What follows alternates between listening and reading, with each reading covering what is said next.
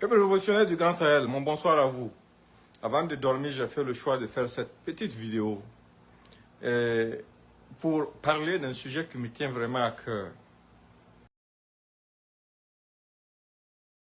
Quand j'entends parler de rébellion Touareg, je me mets à rire. Vous savez pourquoi je me mets à rire quand j'entends parler de rébellion Touareg?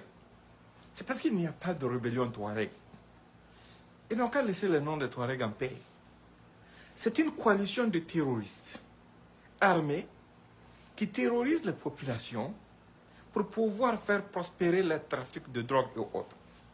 Et qui ont mis dans les têtes de certaines personnes qu'ils ont la peau beaucoup plus claire que les autres habitants de la bande sahélo-saharienne et de s'associer à eux et à leur cause.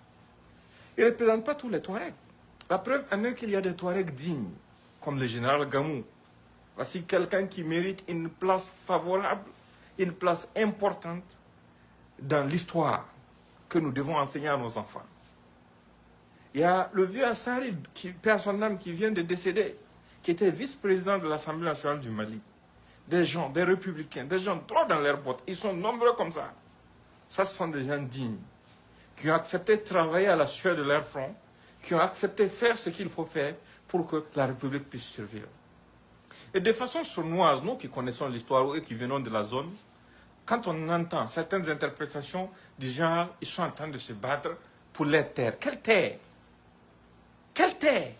Même les enfants du CM2, on leur enseigne l'histoire de l'Empire Songhai. Ça me gêne d'en parler comme je suis Songhai.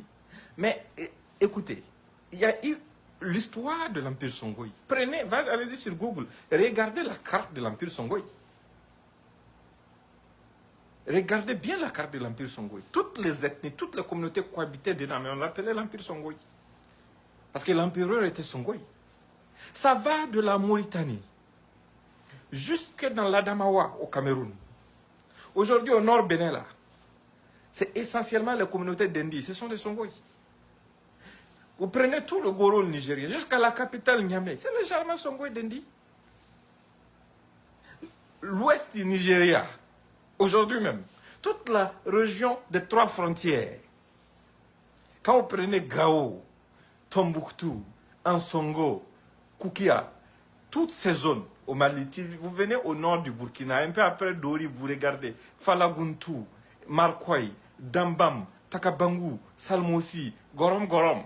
Vous partez dans le Goro nigérien, vous partez à Kosa Debe, Dolbel, Fancho, Hausankei, comment dirais-je, Wanzarba, vous partez à Tege, Manda, comment on appelle ça encore, Bellekwara, Dunguro, Bukarkoire, et de l'autre côté, Foneko, jusqu'à Tera, continuer à Karma, ou bien dans la Sirba, ou bien continuer de l'autre côté, vers Tilaberi. Mais est-ce que vous les entendez parler? Ils ne parlent pas où? Ils les regardent. Ils regardent les petits bandits qui s'agitent pour dire qu'ils veulent un territoire. Parce que ces communautés Songhai ne se revendiquent pas Songhai. Ils se revendiquent citoyens de ces patries-là, fidèles à la République. Malgré tout ce qu'ils subissent de ces petits bandits-là, les petits bandits même ça, ce n'est pas des hommes qui manquent là-bas, ce n'est pas des courageux qui manquent, ce n'est pas des hommes qui ne sont pas capables aussi de faire quelque chose. Ils le sont, mais ils ne vont rien faire dans le cadre qui sort du cadre légal, du cadre de la patrie, du cadre de la République. Ça, c'est un rappel très important à enseigner aux gens. En fait, vous devez comprendre une chose. Ne commettons pas l'erreur des partisans de Ado en Côte d'Ivoire qui pensent que cette guerre, c'est la nôtre à nous seuls. Non! C'est une guerre de réconciliation. C'est quelques petits bandits qui, sur des bases de considération communautaire, ont fait le choix d'assujettir tous ceux qui ne les ressemblent pas. Le Burkina sous Blaise avait commis l'erreur de croire que c'était juste un problème des Maliens. Jusqu'à on a estimé qu'on pouvait dialoguer avec ces gens. Mais après le départ de Blaise, ce n'est pas venu chez nous. C'est venu chez nous. C'est venu chez nous. C'est parti au Niger. Mais ils font des incursions au Togo. Ils font des incursions au Bénin. Mais ils sont tous les pays arabes là, qui sont à côté de nous, dans la bande sahélo-saharienne. En Mauritanie, ils avaient commencé, après ils se sont parlé, ils ont laissé tomber.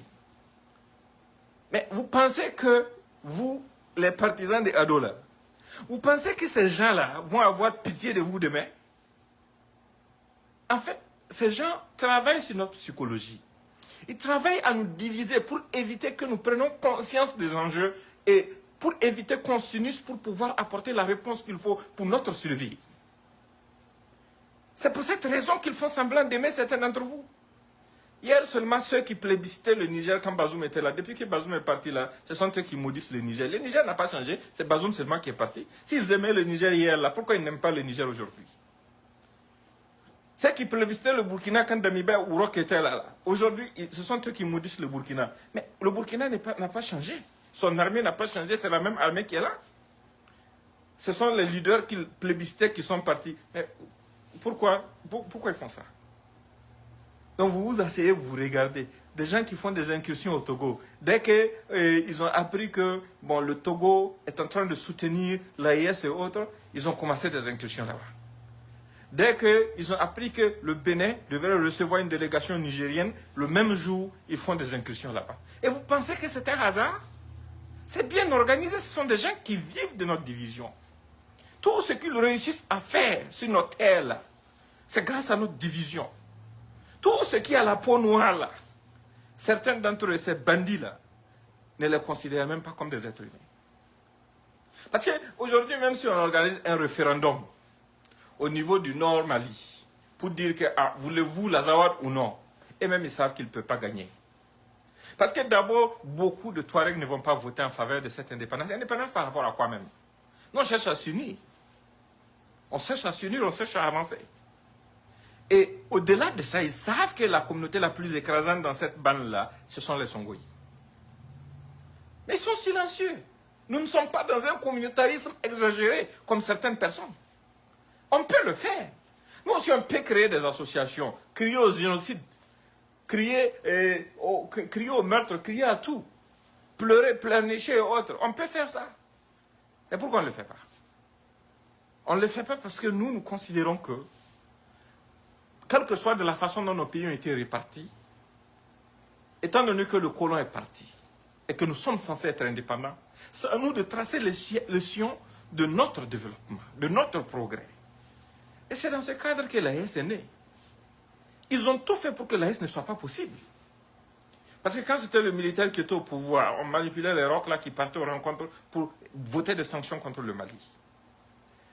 Quand un militaire est arrivé au Burkina, quand il est arrivé notamment, maintenant c'est Bazoum qu'on manipulait pour être contre les deux autres pays dont il sait qu'ils ont les mêmes problèmes et les mêmes populations. Mais vous ne pouvez pas comprendre l'enjeu. C'est un jeu trouble, un jeu de dupes.